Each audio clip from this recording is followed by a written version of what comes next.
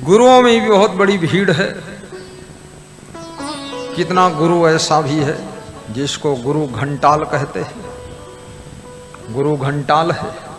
घंटाल मतलब गुरु घंटा, घंटा मतलब टन टन बज रहा है, ज्ञान ध्यान कुछ नहीं।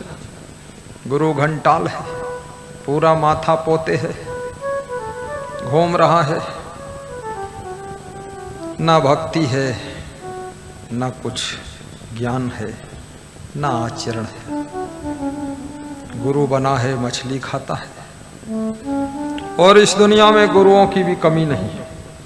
कोई राजनीतिक गुरु है, कोई बिजनेस का गुरु है, कोई चोरी सिखाने वाला गुरु है, और कोई गुंडागर्दी सिखाने वाला गुरु है, कोई आतंकवाद का गुरु है, और कोई अध्यात्म का गुरु है, कोई धार्मिक गुरु है, और कोई आत्मज्ञान देने वाला गुरु है। गुरु भी बहुत है। कोई कहता है कि माँ प्रथम गुरु है, पिता दूसरा गुरु है,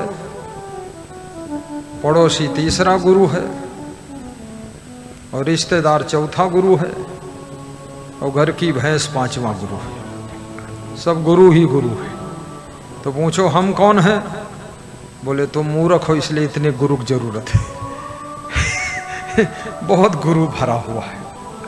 कोई गांजा पीना सिखा रहा वो भी गुरु है, कोई भांग खाना सिखा रहा वो भी गुरु बना है, कोई बीड़ी पीना सिखा रहा वो भी गुरु है, और कोई आत्मज्ञान सिखा रहा है वो भी गुरु है। लेकिन वास्तव में गुरु किसे कहते हैं? जो अंधकार से प्रकाश की ओर ले जाए, जो भटकाव से ठहराव की ओर ले जाए, जो अज्ञान से प्रकाश की ओर ले जाए, जो बुराइयों को छुड़ाकर अच्छाइयों की ओर ले जाए, और जो भटकते ही मन को शुद्ध करने का काम करता है, उसको गुरु कहा जाता है। उसको गुरु कहा जाता है। और ऐसा गुरु मिल जाए तब कल्याण का काम शुरू हो जाता है। पर ऐसा गुरु मिलना भी कठिन है। कलयुग में बहुत कठिन है। कलयुग में ढोंगी गुरु बहुत है, आडंबरी गुरु बहुत है। कोई गुरु कहता है कि चुटकी भर मिट्टी दे दूं, इससे तुम पूरा मिट्टी मिल जाओगे, ले जाओ मिट्टी। वो चुटकी भर मिट्टी देता है। लोगों ने उसका नाम रख दिया मिट्टी बाबा। कोई नदीम खड़ा है तो उसका नाम नदीम बाबा, नदी बाबा। और कोई फूल की पंखुड़ी देता, कहते फूल बाबा। और कोई पर्ची निकालता है तो पर्ची वाले बाबा। वो पर्ची निकालता है, तुम्हारे बारे में बता देता है। कोई जादूगरी करता है, हाथ ऊपर करता, बर्फी आ जाती है, गरम गरम बर्फी। तुम सोचते हो अरे बाबा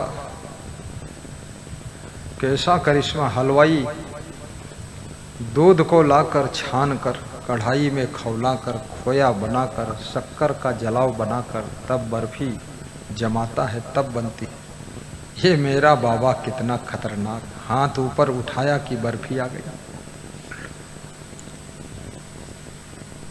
मैं मध्य प्रदेश में था तो एक गांव में गया, तो एक आदमी आया,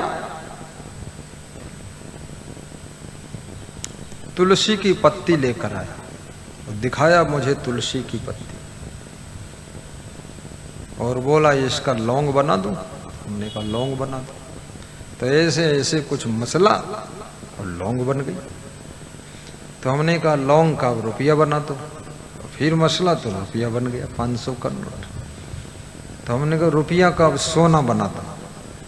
तो उसने कान में कहा बनता बनता कुछ नहीं है, फटीचर बना घूम रहा हूं, कुछ भी बनता नहीं है, सब ये जादूगिरी का काम है। बोले बनता होता तो इस तरह मेरी हालत होती। ये जादूगिरी करने वाले भी अपने आप को गुरु सिद्ध करते हैं, और आपकी कोई पर्ची भी निकाल देगा तो पर्ची से भी क्या होगा। आपके हाथ की रेखा भी देख लिया जाए, मस्तक रेखा देख लिया जाए, आपके पैर की तलवा की रेखा देख लिया जाए, आपकी नाक की रेखा देख लिया जाए। नाक में भी रेखा होती है, भीतर नहीं ऊपर से पता चलता है, नाक की बनावट से, मस्तक से भी पता चलता है। लेकिन उससे होगा क्या? कुछ होने वाला नहीं। किसी जानवर के हाथ में कोई रेखा ही नहीं होती, हाथ ही नहीं है, चारों पैर ही पैर है। लेकिन एक जानवर मुख्यमंत्री के यहां गाय बन करके मनुष्य से अधिक उसकी सेवा हो रही है, और दूसरी गाय गांव-गांव भटक रही, लोग डंडस पीट रहे हैं, और रेखा दोनों हाथम नहीं है, और ना जानवर की रेखा कोई पढ़ पाता है। तो ये भ्रम में मत पड़ो कि कोई आपके नाम की पर्ची निकाल दे कि तुम पूर्व जन्म में कछुआ थे, और उससे पहले तुम सुअर थे, और उससे पहले तुम भैंस थे। इससे फायदा क्या है? हम कहते तुम केचुआ थे, उससे भी क्या हानि लाभ है? आप बताओ क्या होने वाला है? सारे शास्त्र कहते हैं कर्म प्रधान विश्व रचि राखा। क्या कहते हैं? बोलो चौपाई बोलो। कर्म प्रधान विश्व रचि राखा। तो पर्ची निकालने क्यों गए जब कर्म प्रधान है? और ये बात भगवान ने कहा है और रामायण में कहा है, और कबीर भी कहते हैं कि कबीर कमाई आपनी कभी न निष्फल जाए, बोया पेड़ बबूल का आम कहां से खाए। तो भटक क्यों रहे? तो कहां जाना चाहिए? उस संगत में जाइए, उस गुरु के पास जाइए, और उस संत के पास जाइए, और उस सभा में बैठिए। किसमें? जो तुम्हारे कर्मों को बदलने की ताकत रखता है, जो तुम्हारे स्वभाव को सुधारने की ताकत रखता है, जो तुम्हारे चरित्र को चमकाने की शक्ति रखता है, उनके साथ में जाकर के बैठो, उनकी वाणी सुनो, तब तुम्हारा भाग्य जरूर बदल जाएगा, किस्मत चमक जाएगी। बोलिए सदगुरु भगवान की जय। वहां बहुत कम लोग जाते हैं। लोगों को चाहिए जंतर मंतर वाला बाबा, छू मंतर वाला बाबा। लोगों को चाहिए मुंह से फूंक दे फू, और फिर कर दे छू, और सब हो गया हू। ऐसा बाबा चाहिए। लोग फ्री फोकट में सब किस्मत बदलना चाहते हैं, परंतु जिस समय निषाद राज महाराजा दशरथ को दोष दे रहे थे, लक्ष्मण के साथ रात्रिकालीन बेला में बैठे हुए थे, और लक्ष्मण निषाद राज की चर्चा चल रही थी। भगवान श्री राम सिंसुपा वृक्ष के नीचे विश्राम कर रहे थे। निषाद राज कहते हैं कि महाराजा दशरथ बहुत कठोर है, जिन्होंने ऐसे कोमल बच्चों को जन्म दिया है और फिर इनको वनवास में भेज दिया है। ऐसे सुंदर सलोने कोमल बालक, जिनके सौंदर्य का वर्णन कठिन है, जिनकी छवि को देखकर निहारते रह जाओ, इतने सुंदर बालक भगवान रूप हैं, इनको वनवास क्यों दिया है राजा दशरथ ने? बड़े निष्ठुर हैं, बड़े कठोर। लक्ष्मण जी अपने पिता की बुराई को सुन करके दुखी हो जाते।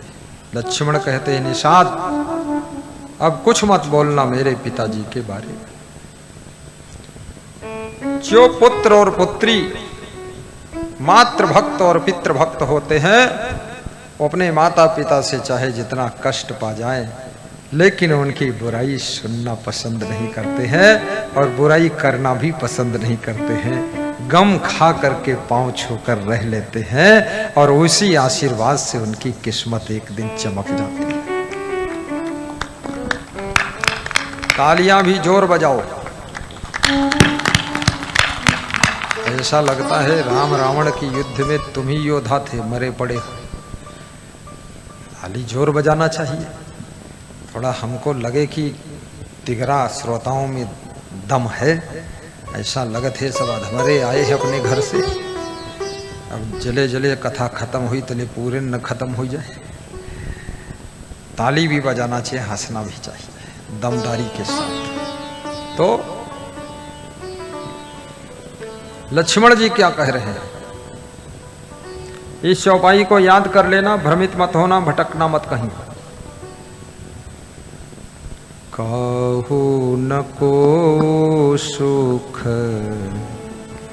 दुख कर दाता, कहू न को सुख दुख कर दाता। क्या कहा, कोई किसी को सुख दुख नहीं देता है।